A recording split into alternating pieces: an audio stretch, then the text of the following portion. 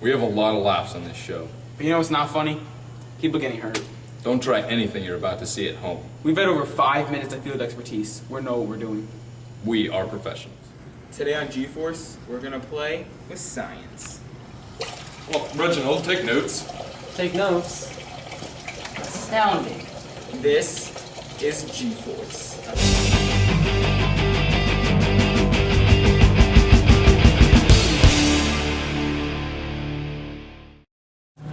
So we got a letter from Reginald in Wisconsin, and he was asking about how the position of a weight affects the time it takes to run a specific distance. That's an interesting question.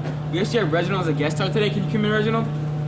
Thank you. Hey everybody, hey, what's up? So how are we gonna do this?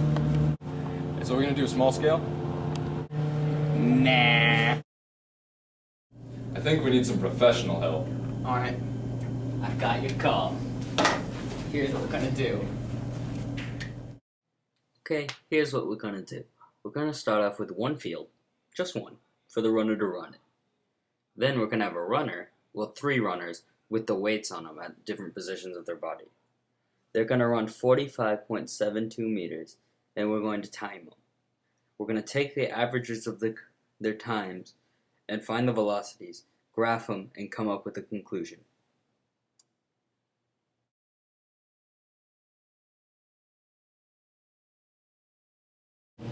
So how are we gonna do this? So here's what I'm thinking. We get 3 runners, each running 45.72 meters.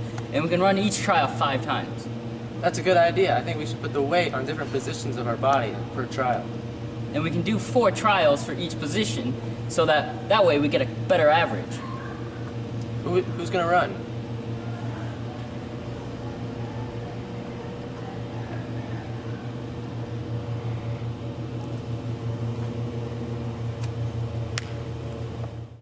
So there's some serious health risks in this experiment, guys. Like what? For example, heat exhaustion, hyperextension, blisters, and dehydration. When we look at the graphs and tables, we notice a few patterns. First off, the control group, the one with no weight on, was the fastest. This is pretty obvious and is no surprise. The weight on the right leg was slightly faster than the weight on the left leg. This could be due to all our runners being right-handed. If we were to redo this experiment, we would probably get a few left-handed runners, just to see if that would break the trend.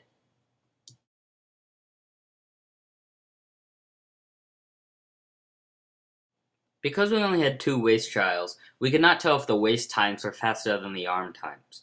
Runner 2's data showed that his waist times were faster than his arm times, while Runner 3's data showed his arm times being faster than the weight times.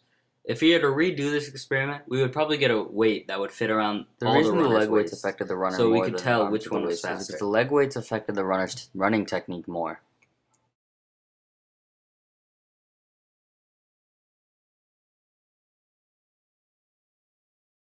Also, when we compare the time to velocity, we see that whenever time increases, velocity decreases, and whenever time decreases, velocity increases.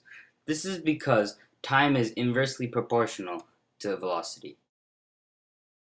If we were to redo this lab, we'd have left-handed runners, a weight that could fit around all the runners' waist, and 2 weights so that we could put 1 weight on each leg. This lab was quite surprising, actually. We didn't get the results we expected at all. What was surprising? Well, what we expected was that the arms were going to be the fastest, the legs would be about the middle, and the waist was going to weigh you down the most. The opposite was actually true.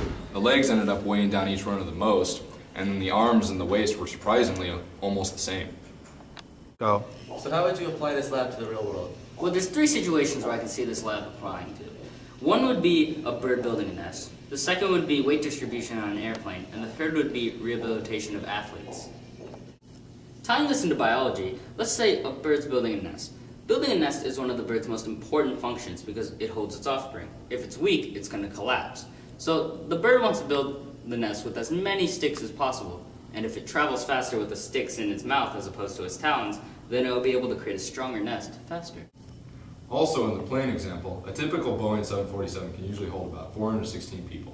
If all those people were concentrated in the front of the plane, it was never going to get off the ground. That's why the results of this lab are so important, because scientists need to know all the math and physics related to it to make sure the plane can get off the ground. So say an athlete got injured and hurt their leg. We can use these results to find out where the weight should be added so they can re-strengthen the injured area. So where does this leave us? G-force? G-forced.